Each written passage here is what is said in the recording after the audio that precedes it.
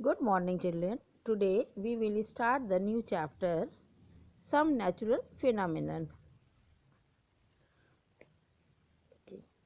On a stormy night, जब एक तूफानी रात में जब हमको तेज़ आवाज़ सुनाई पड़ती है और हमें एक blushing white splash of light दिखती है, तेज़ कड़क के साथ बिजली चमकती है, तो ये सारी जो नेचुरल फिनोमिनन हैं, ये नेचर में हमारे पाए जाते हैं।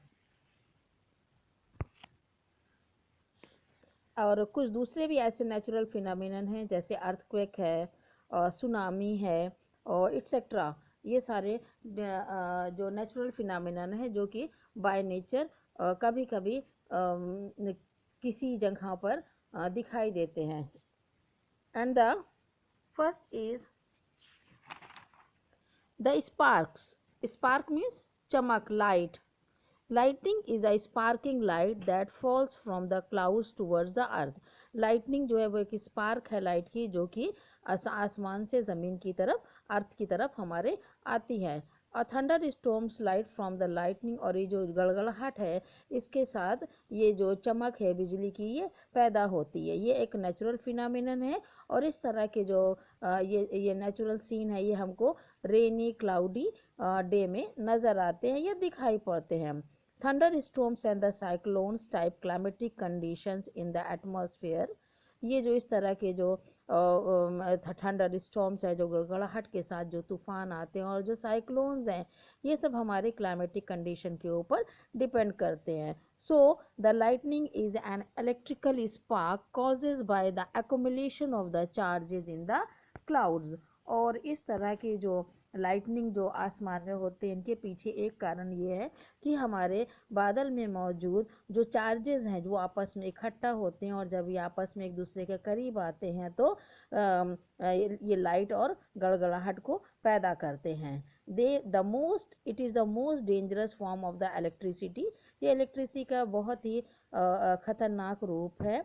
And it is an uncontrolled phenomenon occurring in nature. और इस तरह के जो नेचुरल फिनोमिनन्स होते हैं ये हमारे कंट्रोल से बाहर होते हैं, अनकंट्रोल्ड होते हैं।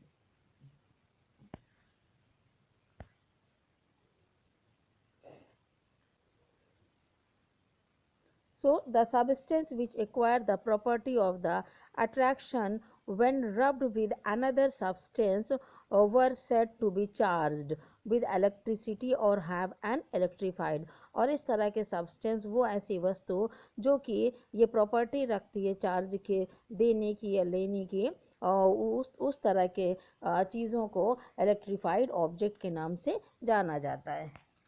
As you know, a piece of hard rubber, a glass rod, or a plastic comb rubbed with a cloth also display this effect. Okay? अगर हम किसी प्लास्टिक की रॉड को या हम अपने जो कॉम्ब हैं उनको रगड़ते हैं तो वो चार्जेबल हो जाता है। एंड इट वाज इन 1752 में बेंजामिन फ्रैंकलिन जो एक अमेरिकन साइंटिस्ट थे, उन्होंने इस लाइट की स्टडी किया और ये जो एम्बर जो है वो इस तरह की चीज़ों को उन्होंने इस्टेब्लिश किया, इस तरह के प्रोग्राम्स को।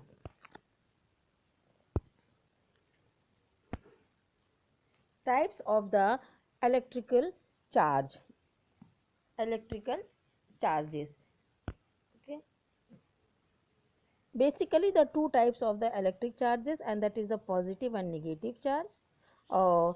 Positive charge and negative charge.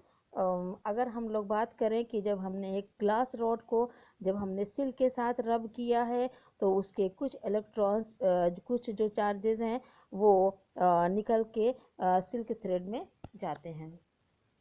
ये सब फिगर में ये okay. If it brings another glass rod electrified in the same manner, you will be notice that the rods repel each other। तो हम देखते हैं अगर इस तरह के हम लोग रब करते हैं ग्लास रॉड को तो हम लोग देखते हैं कि ये एक दूसरे को रिपल करते हैं, मतलब एक दूसरे से ये दूर भागते हैं।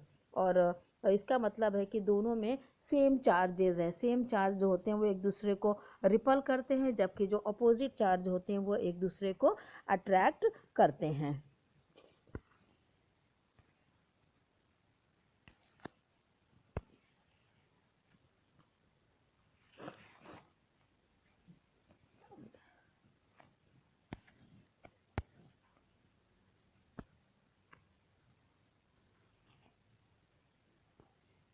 सो द जो पॉजिटिव चार्ज हैं उनको हम लोग जो पॉजिटिव चार्ज हैं उनको हम लोग प्लस वी से डिनोट करते हैं, और जो निगेटिव चार्ज हैं उसको माइनस ईवी से करते हैं। सो जो लाइक चार्जेस हैं वो रिपल्स करते हैं, और जो अपोजिट चार्ज हैं वो एक दूसरे को अट्रैक्ट करते हैं।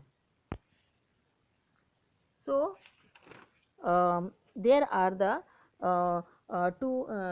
thus we can conduct that there are only two type of charges, and the types of the glass rod rubbed with the silk and the types on the rubber rod rubbed with fur। और दो charges पैदा होते हैं अगर हम glass rod को silk के cloth से रब करते हैं, या जो रबर के रॉड को हम लोग फर से रब करते हैं। The bodies having the charges similar to the charges on the glass rod rubbed with the silk are said to be the positive charge. On the other hand, the bodies having the charges similar to the charges on the rubbed glass rubbed with the fur to be said to be negative charges. Okay, so the unlike charges attract each other while the like charges repulse each other। और इसको बेहतर तरीके से समझने के लिए ये एक इलेक्ट्रोस्कोप होता है जिसमें कि आसानी से ये एक ग्लास के वेसल्स होता है जिनके अंदर गोल्डन लीफ लगी होती है, और ये चार्जेस को डिटेक्ट करते हैं। And the safety measures against lightning, कुछ ऐसे सेफ्टी मेजर्स होते हैं और जिनको कि हमें लाइटनिंग के दौरान होने से बचना चाहिए। Keep distance from the venerable location like the isolated trees, और हमें कोशिश करना चाहिए कि जिस वक्त ये थंडर स्टॉर्म हो तो अपने आप को हरे पेड़ों के नीचे से खड़े होने से बचाना चाहिए, क्योंकि ऐसी जगहों पर लाइटनिंग के गिरने की संभावना अधिक होती है। कैरीज एन अम्ब्रेला, और अम्ब्रेला को यूज़ करना चाहिए। ज़्यादा अम्ब्रेला इज़ नॉट सेफ, और जो अम्ब्रेला हम यूज़ करते हैं वो भी थंडर स्टॉर्म में सही नहीं होता। अगर हम लोग क्लाउड दिख रहा है तो हमें कोशिश करना चाहिए कि हम जो है सेफ जगह पर जाएं और रूम के अंदर रहें, और जो ऊंची जगह है जहाँ पर कि कुछ ऐसी जो सरकारी इमारतें हैं वहाँ पर एक डिवाइस लगाई जाती है जिनको कि हम लोग लाइटनिंग कंडक्टर के नाम से जानते हैं, और ये लाइटनिंग कंडक्टर बिल्डिंग को डैमेज होने से बचाते हैं।